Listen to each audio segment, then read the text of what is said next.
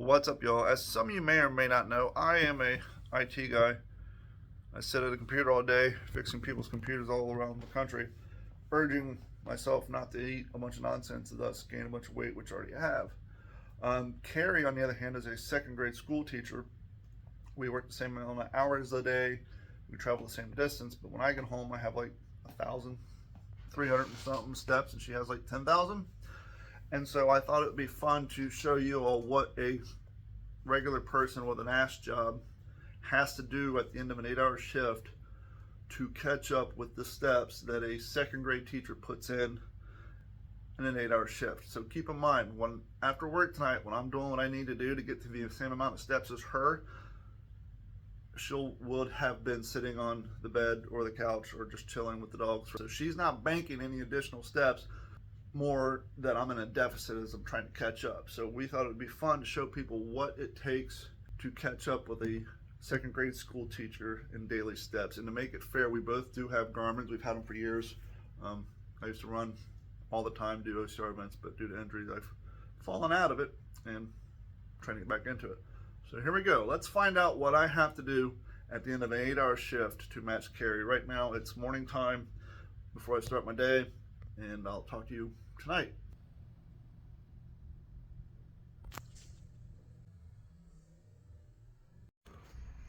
Okay, here we go. We're going to get started now. When I was inside and I took the video of Carrie's Garmin, she had 10,306 steps. I had like 2,600 something.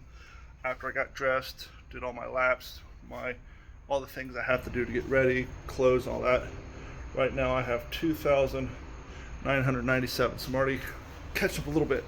But now we're going to go see what a person with an ass job has to do to put in the same amount of steps as a person who teaches second grade.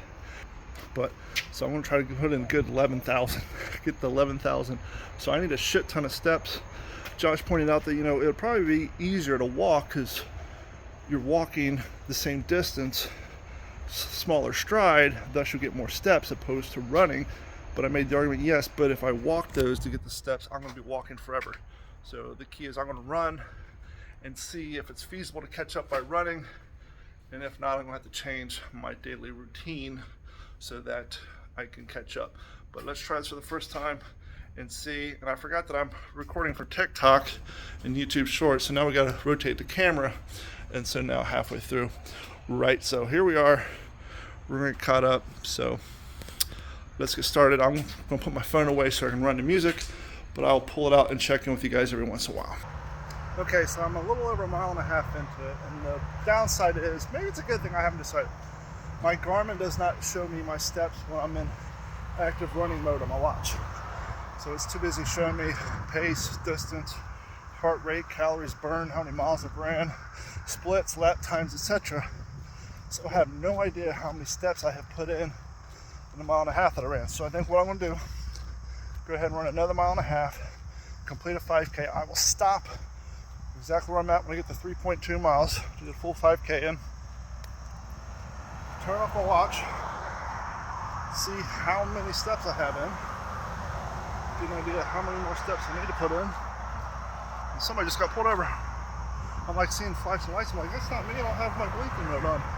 Yeah, somebody just got pulled over back here. But anyhow, run the 5K, see how many more steps I have to go. And either I'm going to be greatly excited because I'm going to have to put in less steps than I thought, or I'm going to be greatly disappointed because I've overestimated how many steps I like to put in 3 miles.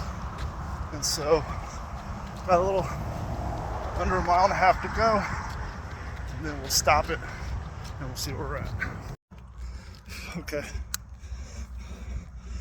Okay, so it's dark out here. Just got the 3.2 something. I'm at 3.4. I'm gonna stop my watch. Stop it. We're gonna go down to save.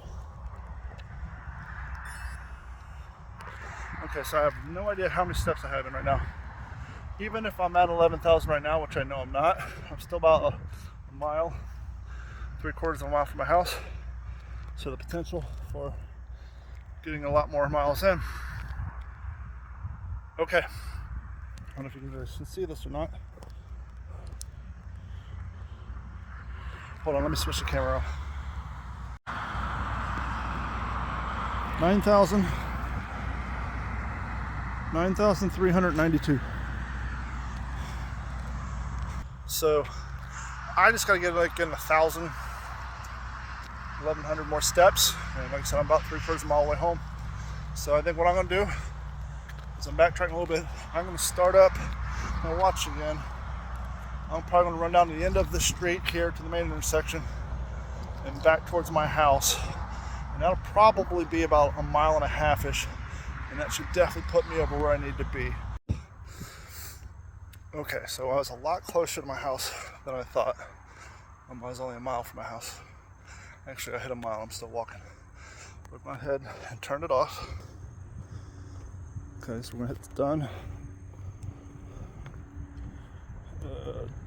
Done. Where are we at? 11,152.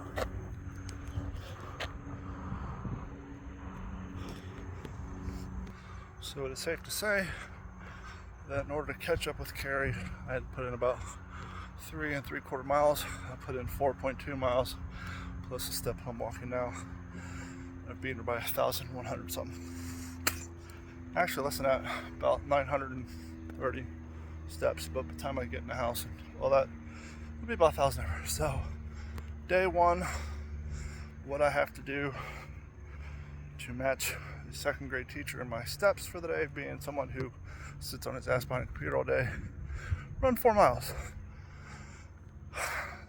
I think to make this video more interesting, I think each day I'll try to do different things instead of just running 4 miles. Something fitness related, whether it's going to the gym, including carrying dumbbells around or whatever. Maybe go to the gym and then come home and run some miles. Try to come up with different cool ways to match the second grade teacher when it comes to steps for the day. Thank you guys for hanging out. Please like, subscribe, and share us with friends. Later.